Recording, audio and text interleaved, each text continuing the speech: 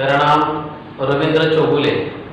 मैं new high school Wadala school में पिछले 14 साल से अध्यापन का काम कर रहा हूँ।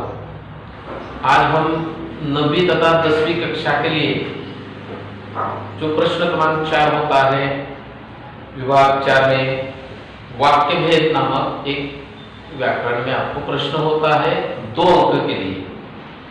अब इस 2 अंक में वाक्य भेद के प्रकार तथा वाक्य के भेद के अनुसार वाक्य की परिभाषा और उनके भेदों के संबंध में हम विस्तार से चर्चा करेंगे। स्वर और व्यंजन मिलकर शब्द बनते हैं। स्वर और व्यंजन मिलकर शब्द बनने के बाद शब्दों के 8 जातियां होती है और शब्दों के 8 जातियों को लेकर वाक्य बनते हैं, जिसमें पदबद्ध जो होता है कर्ता, कर्म और क्रिया मिलकर क्या बनता है, पदबद्ध बनते हैं, वाक्य बन जाते हैं। और फिर वाक्य की परिभाषा हम क्या कर सकते हैं, तो भाषा की सार्थक इकाई को वाक्य कहते हैं। भाषा की सार्थक इकाई को वाक्य कहते हैं। उदाहरण के लिए देखा जाए तो समय बहुत बलवान है, यानी समय इस वाक्य में क्या है, उद्देश्य है। समय के बारे में जानकारी देना इस वाक्य का उद्देश्य है। बलवान होता है, इन्हें उद्देश्य के बारे में जो लिखा जाता है उसे विधेय कहते हैं। और इस वाक्य में समय के बारे में जानकारी होने के कारण ये एक अर्थपूर्ण वाक्य हो गया। समय बलवान होता है, यानी ये एक एक वाक्य को लेकर हम क्या करते हैं, जोड़कर परिच्छेद बन जाते हैं। परिच्छेदों से कहानी बन जाती है, कविताएं वगैरह बनकर भाषा बनती है। लेकिन भाषा में महत्वपूर्ण हिस्सा कौन सा है? भाषा में महत्वपूर्ण हिस्सा है वाक्य, यानी वाक्य भाषा के लिए सार्थकता प्रदान करती है। इसलिए भाषा की सार्थक इकाई को वाक्य कहते हैं। अब वाक्य के 2 भेद होते हैं। पहला भेद है रचना के अनुसार वाक्य भेद और दूसरा है अर्थ के अनुसार वाक्य भेद। रचना के अनुसार वाक्य भेद देखा जाए तो 3 वाक्य भेद होते हैं, जिसमें पहला भेद होता है सरल वाक्य, दूसरा भेद होता है संयुक्त वाक्य और तीसरा भेद होता है मिश्र वाक्य। अब पहला भेद हम देखेंगे। पहला भेद है सरल वाक्य। उदाहरण के तौर पर देखिए, स्वाति का पत्र आया था, एक उदाहरण है। यानी इस वाक्य में क्या है, स्वाति के बारे में जानकारी देना। यानी स्वाति इस वाक्य में क्या है, उद्देश्य है। और पत्र आया था, ये क्या है, उसका विधेय है। यानी उद्देश्य के बारे में जो कहा जाता है उसे विधेय कहते हैं। और जिस वाक्य में एक ही उद्देश्य होता है, एक ही विधेय होता है, उसे कहते हैं सरल वाक्य। अब सरल वाक्य होने के बाद दूसरा वाक्य भेद है संयुक्त वाक्य। संयुक्त वाक्य किसे कहते हैं? जब 2 वाक्य या 2 से अधिक वाक्य एक प्रधान वाक्य के साथ बाकी के उपवाक्य जब समुच्चय बोधक द्रव्य द्वारा जोड़े जाते हैं तो उसे कहते हैं संयुक्त वाक्य। अब समुच्चय बोधक वाक्य में क्या, और, परंतु, तथा, या आदि जो शब्द है कि जिन शब्दों में बदलाव और परिवर्तन नहीं होता है, ऐसे समुच्चय बोधक अवयव द्वारा ही 2 वाक्यों को जोड़ा जाता है या 2 से अधिक वाक्यों को जोड़ा जाता है। लेकिन संयुक्त वाक्य में एक बात होती है कि संयुक्त वाक्य स्वतंत्र 2 वाक्य होते हैं। पहले वाक्य का दूसरे वाक्य पर कोई असर नहीं होता।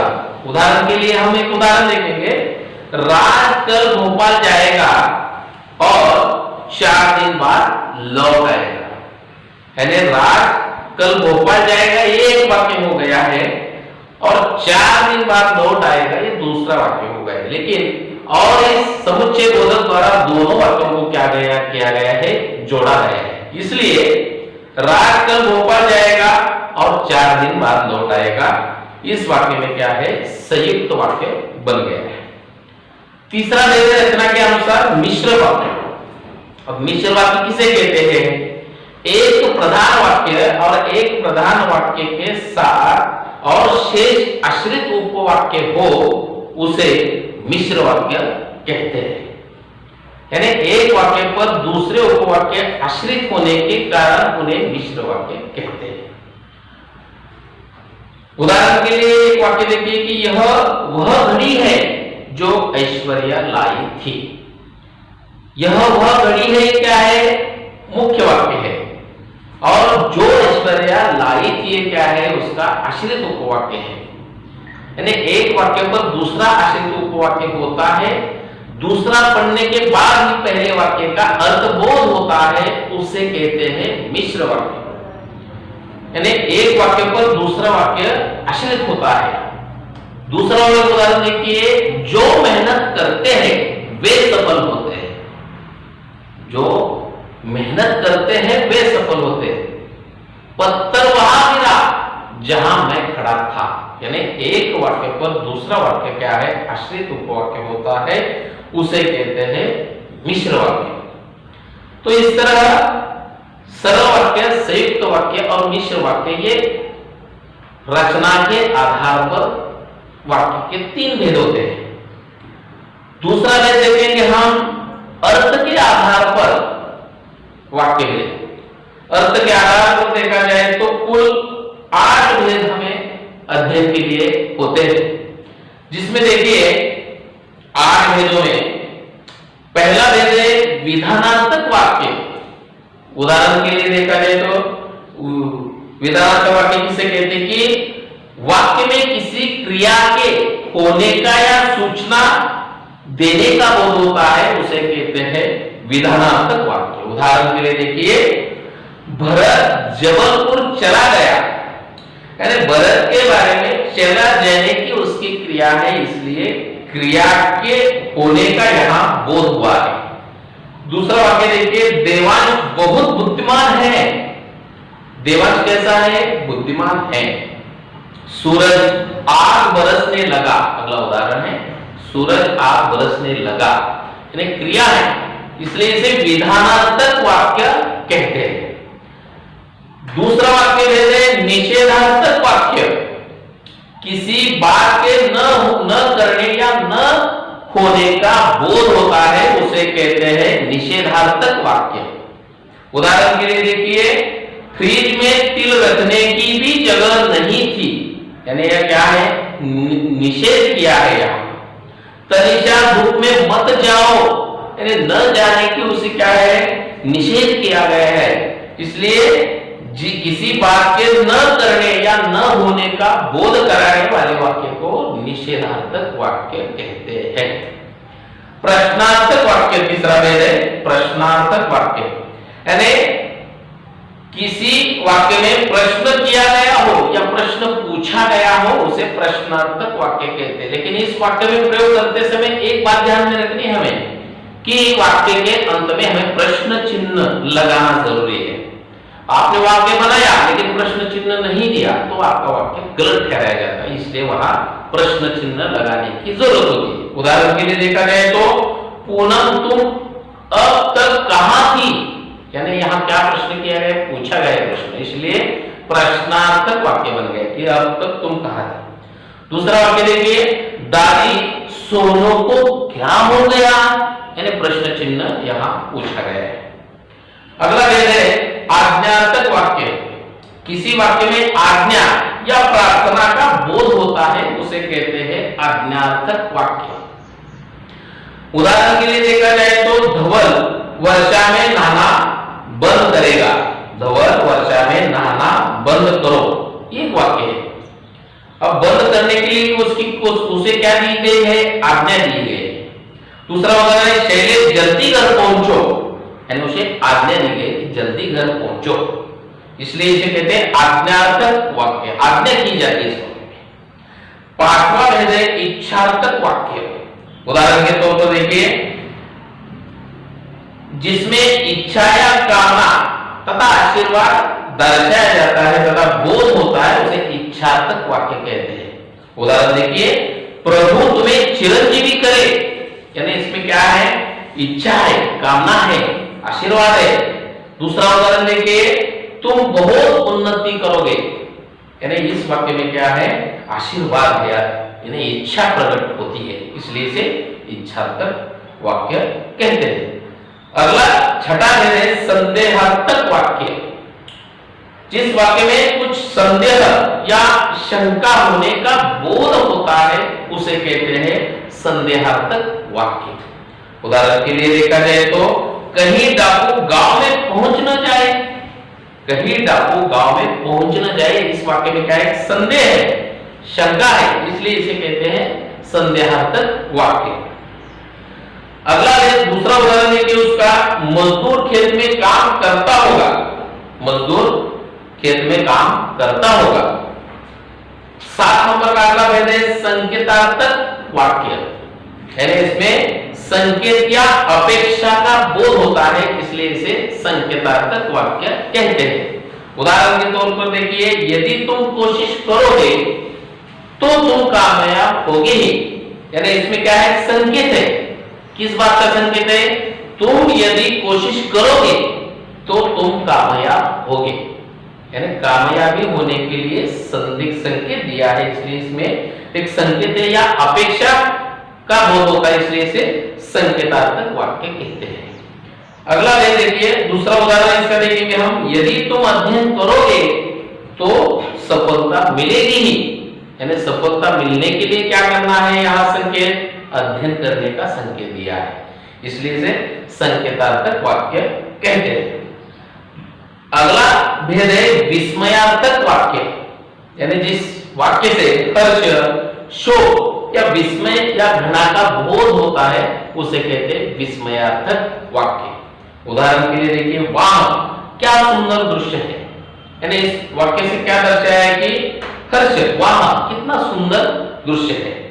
दूसरा वाक्य देखिए, अरे तुम आज ही आ गए, यानी अरे तुम आज आ गए। दूसरा वाक्य, छी कितनी गंदगी है यहाँ, यानी घृणा का बोध होता है, यानी यहाँ ठहराव होता है, शब्दों के जरिए ठहराव का बोध होने के कारण इसे विस्मयार्थक वाक्य कहते हैं। तो इस तरह रचना के आधार पर 3 भेद और अर्थ के आधार पर 8 भेद, कुल ये 8 भेदों के जरिए अब प्रश्न कैसे पूछे जाते हैं इस पर देखिए। 2 अंक के लिए प्रश्न होते हैं प्रश्न पत्र के प्रारूप में, जिसमें पहला प्रश्न पूछा जाता है आपको कि भेद पहचान कर क्या कीजिए, भेद के आधार पर, रचना के आधार पर दिए हुए वाक्यों के वाक्य भेद पहचानिए, 1 अंक के लिए प्रश्न होता है। दूसरा, अर्थ के आधार पर सूचना के अनुसार परिवर्तन कीजिए वाक्यों में। यदि आपको आज्ञार्थक वाक्य दिया जाएगा तो उसका प्रश्नार्थक वाक्य में आपको रूपांतर करना पड़ेगा। विधानार्थक वाक्य दिया जाएगा उसमें आपको संकेतार्थक वाक्य में परिवर्तन करना पड़ेगा। यानी यहाँ क्या है, सूचना जिस तरह से काल परिवर्तन की आपको दी जाती है उसी तरह वाक्य परिवर्तन करने के लिए आपको सूचना दी जाएगी और सूचना के अनुसार आपको वाक्य परिवर्तन करना है। लेकिन वाक्य परिवर्तन करते समय आपको ये ध्यान रखना है कि वाक्य का अर्थ नहीं बदलना चाहिए, वाक्य का अर्थ परिवर्तन नहीं होना चाहिए, वाक्य वही रहना चाहिए, मगर सूचना कौन सी दी गई है उसका वाक्य बनना जरूरी है। हाँ, यदि प्रश्नार्थक वाक्य पूछा जाता है तो प्रश्नार्थक वाक्य में आपको प्रश्न चिन्ह लगाना जरूरी है। जब प्रश्न चिन्ह लगाएंगे तो ही वो आपका प्रश्नार्थक वाक्य देखा जाएगा तथा उसी के आपको अंक निर्धारण किए जाएंगे। तो इस तरह रचना के आधार पर और वाक्य के आधार पर ऐसे 2 प्रश्न पूछने के बाद देखिए कुछ उदाहरणों का हम यहाँ विचार करेंगे कि किस तरह से सूचनाओं के आधार पर वाक्य परिवर्तन किया जाता है। उदाहरण के लिए देखिए, एक वाक्य देखिए, बहुत अच्छा मौसम है, ये वाक्य है। अब इस वाक्य का आपको क्या करना है, विस्मयार्थक वाक्य में परिवर्तन करके दिखाना है। वो जवाब देखिए इसका, वाह बहुत अच्छा मौसम है, यानी यहां वाक्य में अर्थ परिवर्तन नहीं हुआ मगर क्या हुआ, विधान हुआ, विस्मयार्थक वाक्य बन गए, वाह बहुत अच्छा मौसम है।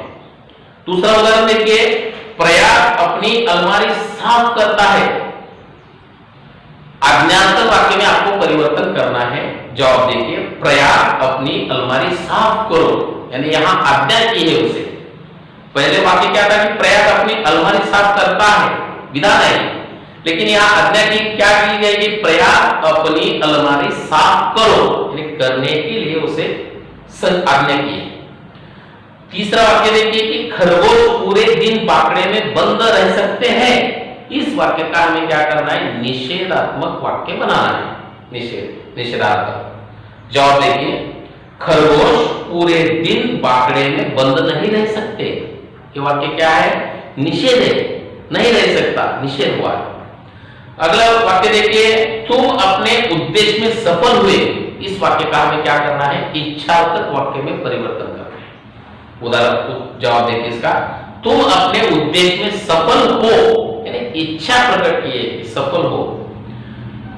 अगला वाक्य देखिए कि परिश्रम करके ही तुम्हें सफलता मिलेगी। इस वाक्य का हमें क्या करना है, संकेतार्थक वाक्य बनाना है। अब जवाब देखिए इसका, यदि तुम परिश्रम करोगे तो ही तुम्हें सफलता मिलेगी। यानी यह क्या है, संकेत है। परिश्रम करने के बाद ही क्या मिलेगी, तुम्हें सफलता मिलेगी। अगला वाक्य देखिए, अंकिता के पिताजी रेस्टोरेंट खोलेंगे। संदेहात्मक वाक्य बनाना है। या देखिए जवाब इसका, शायद अंकिता के पिताजी रेस्टोरेंट खोलेंगे, यानी संकेत है या संदेह है। इस वाक्य में क्या है, संदेह। अगला वाक्य देखिए, चौकीदार अपने घर की ओर बढ़ गया। इस वाक्य का हमें क्या करना है, प्रश्नार्थक वाक्य बनाना है। क्या चौकीदार अपने घर की ओर बढ़ गया, यानी यहां प्रश्न चिन्ह लगाना जरूरी है। एक प्रश्नार्थक वाक्य बन गया। अगला वाक्य देखिए, चौकसी रखना मेरी जिम्मेदारी है। इस वाक्य का हमें क्या करना है, निषेधार्थक वाक्य करना है, बनाना है। जवाब देखिए इसका, चौकसी रखना मेरी जिम्मेदारी नहीं है, यानी इसमें निषेध है। तो इस तरह अलग अलग वाक्यों को लेकर हमें अलग अलग हमारे रचना अर्थ के आधार पर जो वाक्य भेद है उसमें हमें सूचना के अनुसार परिवर्तन करना जरूरी है। लेकिन परिवर्तन करते समय ध्यान बरतना है कि वाक्य का अर्थ नहीं बदलना है, बल्कि वाक्य उसी तरह रखकर उसमें कर्ता कर्म जो दिया है वही कर्ता कर्म लेकर सूचना जिस तरह से दी गई है उसमें विधान किया है, निषेध हुआ है, प्रश्न पूछा गया है, या आज्ञा की गई है, या इच्छा प्रकट की है, या संदेह प्रकट करना है, या संकेत दर्शाना है, या विस्मय प्रकट करना है, आदि बातों को याद रखते हुए हमें थोड़ा सा अलग अलग वाक्यों को लेकर उस पर थोड़ा सा अमल करके विचार करना है और वाक्य परिवर्तन करने के लिए हमें क्या करना है, प्रयास करना है। और ज्यादातर हमें प्रयास किस बात का करना है कि रचना के आधार पर हमें सिर्फ क्या करना है कि वाक्य भेद लिखने हैं, मगर अर्थ के आधार पर हमें वाक्य परिवर्तन करने के लिए थोड़ी मेहनत करनी होगी, प्रयास करना पड़ेगा। ज्यादा से ज्यादा पाठों के नीचे आए हुए वाक्यों को लेकर हमें ज्यादा से ज्यादा हम प्रयास करेंगे तो अच्छे अंक हासिल कर सकते वाक्य भेद में हम। तो इस तरह आज हमने वाक्य भेद इस विभाग में 2 अंक के लिए प्रश्न कैसे पूछे जाते हैं उसके भेद और उनके भेदों के बारे में उदाहरणों के आधार पर हमने विचार विमर्श किया है। धन्यवाद।